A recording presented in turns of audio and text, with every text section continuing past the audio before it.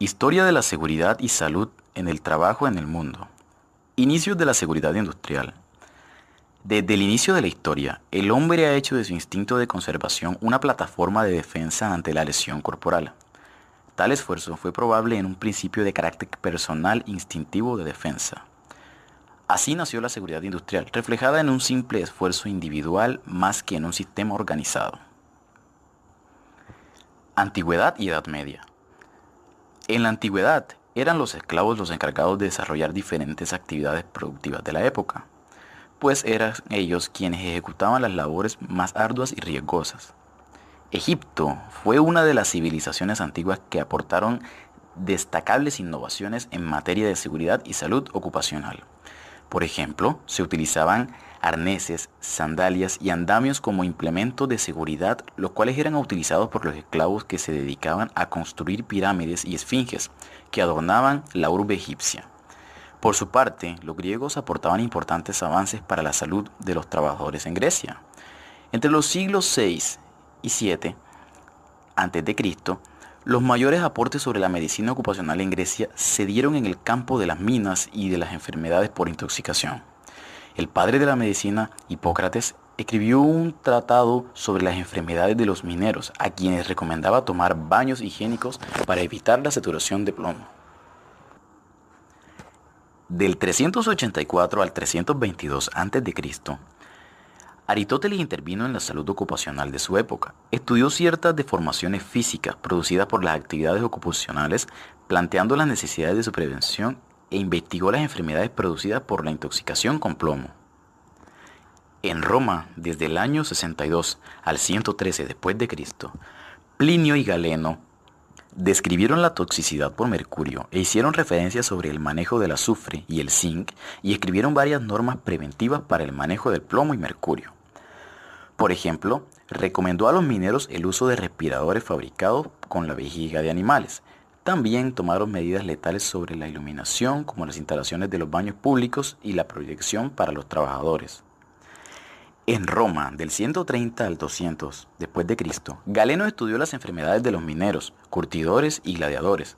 Asimismo, menciona enfermedades asociadas por los vapores del plomo y enfermedades respiratorias en los trabajadores de minas.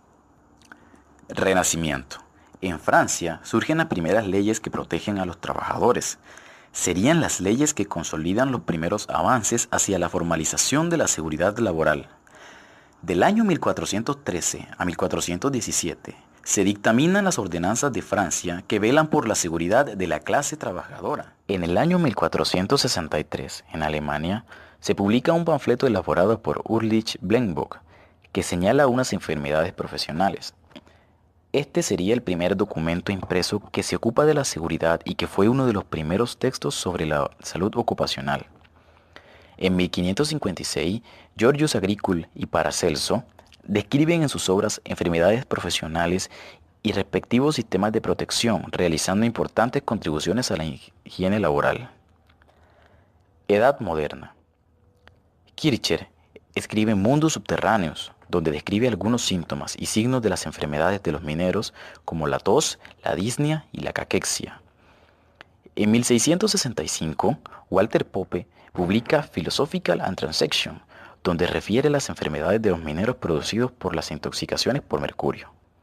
Ramicini sentó un precedente muy importante en materia de salud ocupacional, pero con la revolución industrial del siglo XVIII, el interés de los científicos se centró en los aspectos técnicos del trabajo y en la seguridad, de manera que la salud ocupacional pasaría por un periodo de latencia a finales del siglo XX.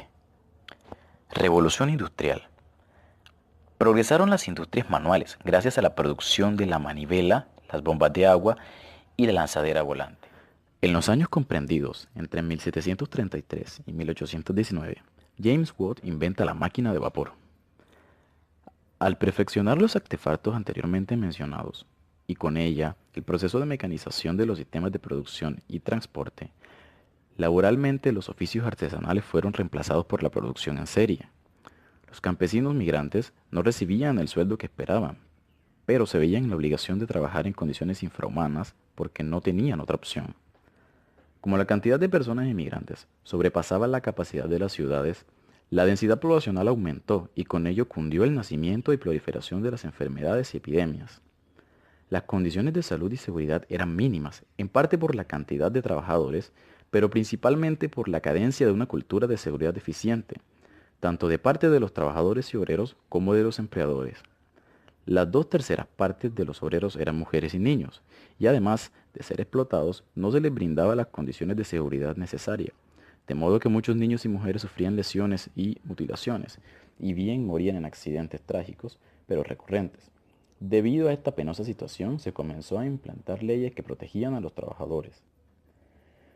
En 1778, en España, Carlos III dio el veredicto de protección contra accidente. En 1802, el Parlamento inglés de la reglamentación de trabajo en fábricas, que limita la jornada laboral y fija niveles mínimos para la higiene de la salud y educación de los trabajadores. En 1828, Robert Owen pone en marcha un programa para el mejoramiento ambiental, educacional y moral de los trabajadores. 2 años más tarde, Robert Baker, en 1830, propuso que un médico debería hacer una visita diaria a las fábricas. En 1841 surge la Ley del Trabajo para Niños. En 1844 aparecen leyes que protegen a las mujeres. En Manchester las máquinas operaban sin protección. En 1877 se ordenó colocar resguardos a las máquinas. En 1855 se estudian aspectos tales como la ventilación y protección de túneles, la señalización, el uso de manómetros y válvulas, las cuales deben ser adecuadas para las calderas de vapor y exigencia de indicadores y frenos en caso de que el dispositivo pueda levantar equipos. Karl Marx y Friedrich Engels, quienes se interesaron por los derechos de los trabajadores, son los promotores de la sindicalización, que serviría como un canal para mejorar las condiciones de trabajo, incluyendo las de seguridad. En 1848 se inició una legislación sanitaria para la industria. En 1850 comienzan las inspecciones para verificar el cumplimiento de las normas que tuvieran un sustento legal. El primer sistema contra incendio fue implementado por Frederick Grinero en Estados Unidos. El 4 de mayo de 1886 tuvo lugar la Revuelta de Chicago, que culminó con el justo establecimiento de 8 horas de trabajo. En 1867 se promulgó una ley que nombraba a los inspectores en la fabricación. En 1868 aparecen las leyes de compensación del trabajador. Max von Pettenkopf funda el primer instituto de higiene en Múnich en 1875. En 1874, Inglaterra y Francia fueron los países que lideraron y formalizaron la seguridad ocupacional en Europa. En 1890, se generaliza en todo el mundo la legislación que protege a la sociedad y a los trabajadores contra riesgos laborales. En 1911, el estado de Wisconsin aprobó la primera ley que regula la indemnización al trabajador.